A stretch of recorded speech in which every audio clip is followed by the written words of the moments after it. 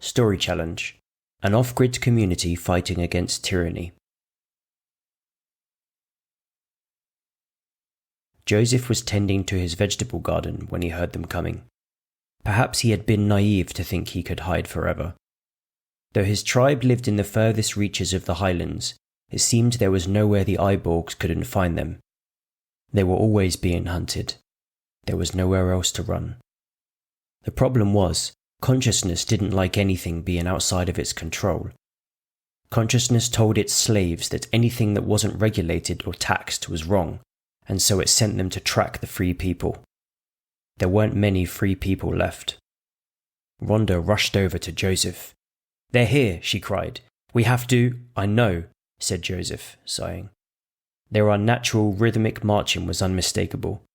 He stood up. "Aren't you tired of running, Ron?" Rhonda stared at him in shock. "What's the alternative, Joe? You want us to get the implant?" "Of course not," Joseph replied. Maybe we can reason with them." "Reason? Joe, have you gone mad?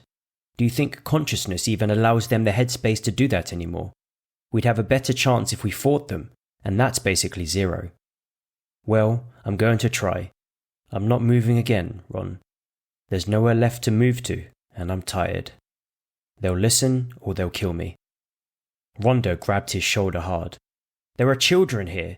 You'd give up on them, the last unplugged of their generation?" Joseph pushed her hand away, picked up his tools, and headed for the village square. "There are too few of us now," he said as he walked away. "Too few of us to resist." By the time Joseph reached his shelter, word had already spread. His community were panicking, running around, collecting the few valuables they possessed, and looking to him for guidance. He ignored them all, instead marching into his shelter and picking up his gun. He strapped on his bulletproof vest, gulped down a jug full of water, and headed back outside. The village was deserted. Rhonda must have taken control and led their community to the other side of the island. He didn't think they would get far, but he respected her for trying. Then he looked up at the line of waiting eyeborgs and almost dropped his gun in shock.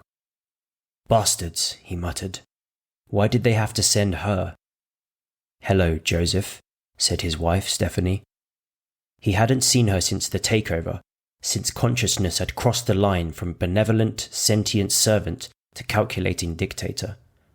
The people who had the implant, including his wife, could never have known what was coming. Well, she wasn't his wife anymore. But maybe a piece of her still existed. If it did, Joseph was determined to find it. "Steffi," Joseph said, "can you hear me in there?"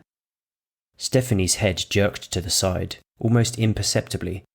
Her eyes, identical to the eyes of all the eyeborgs with her, glowed white. "Consciousness wishes you to join us, Joseph.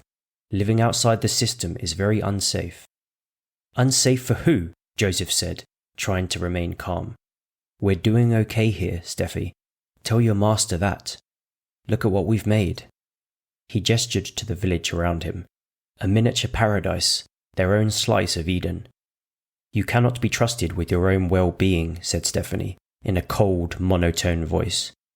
"Only consciousness has the wisdom to guide humanity to a brighter future, a future free from pain and sorrow." She stepped forward, and as one, the other eyeborgs stepped forward with her. Joseph raised his gun, and every eyeborg except Stephanie instantly tensed. They began chanting, "Threat detected, threat detected," and moved towards him. "Hold," said Stephanie. The eyeborgs froze. Stephanie's head jerked again. "Consciousness wishes us to save as many as we can." "She's still in there," Joseph thought.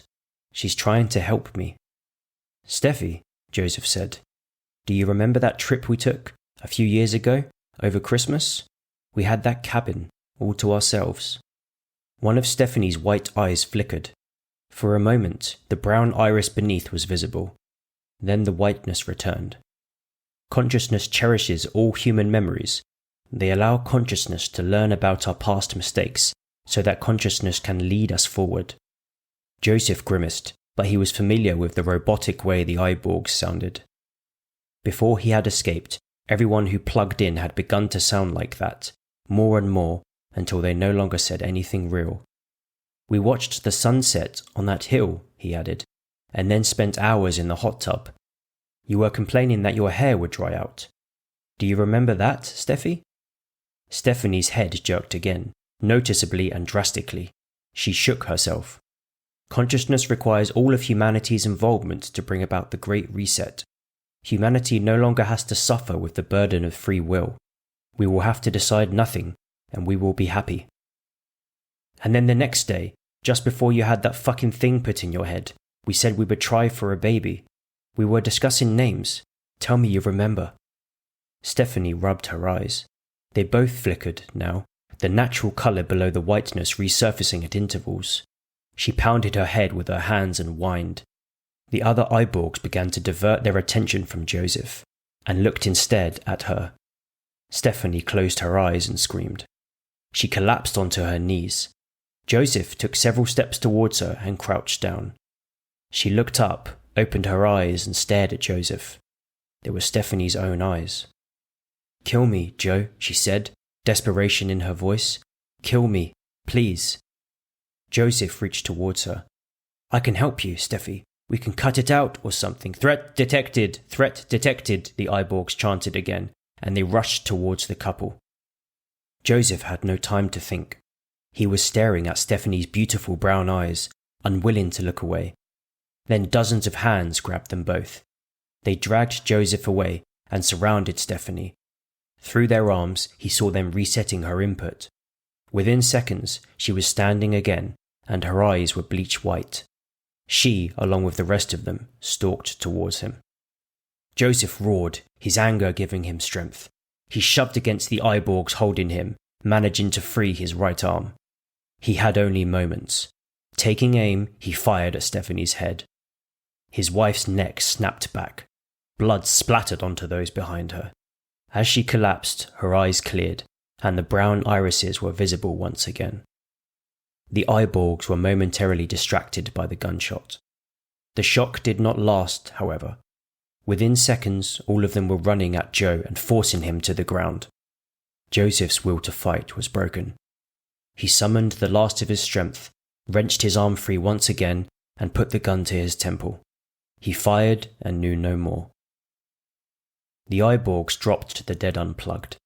Consciousness told them to search the rest of the island, find and plug in every unplugged they found. The Iborgs stood up, formed neat groups, and marched away.